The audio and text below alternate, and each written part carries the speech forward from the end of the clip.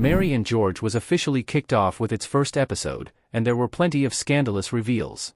The historical drama dives into the notorious relationship between King James VI and George Villiers, which has gone down in history as one of the more intriguing royal affairs.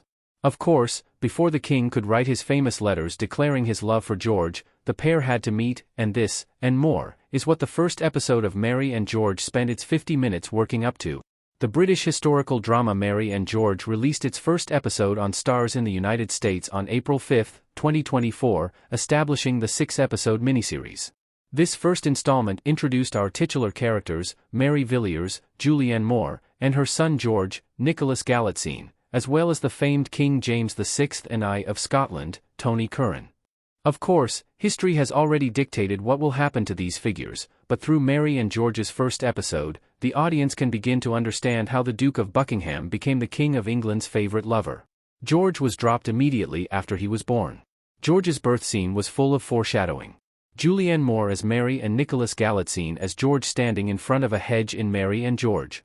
Mary and George Episode 1, The Second Son, fittingly picked up with Mary giving birth to George. A lot of attention was paid to the fact that the nurses assisting during the birth immediately dropped the infant, who seemed more or less unbothered by the event.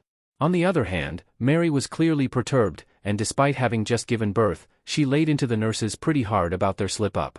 Then, when one of these nurses went to cut the baby's umbilical cord, Mary stopped her, announcing that she wanted to remain connected while she gave her second son a name.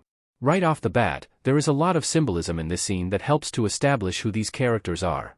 Moore's character in Mary and George is outrageously strong in body and mind, as demonstrated by her demeanor after giving birth and her handling of the nurses.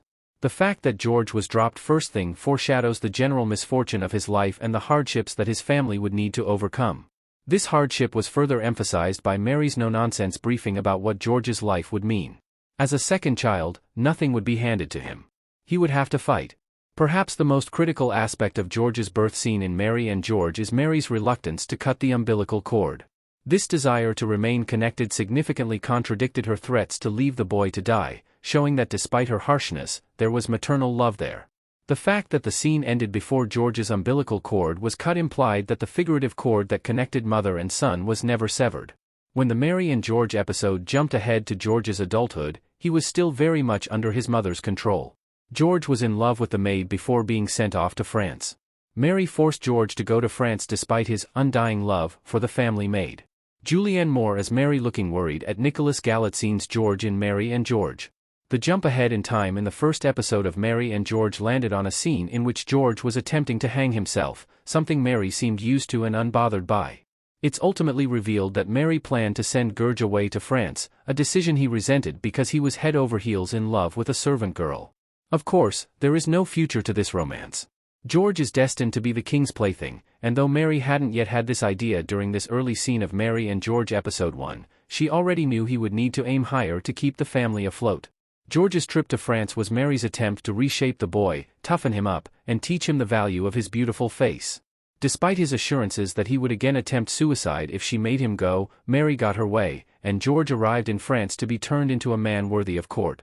When he returned home, it certainly seemed that Mary's plan had worked. George was far more confident, less emotional, and even more handsome. He looked more like what we saw in the Mary and George trailer. Once back in England, the boy made no mention of the young servant girl he had been so in love with.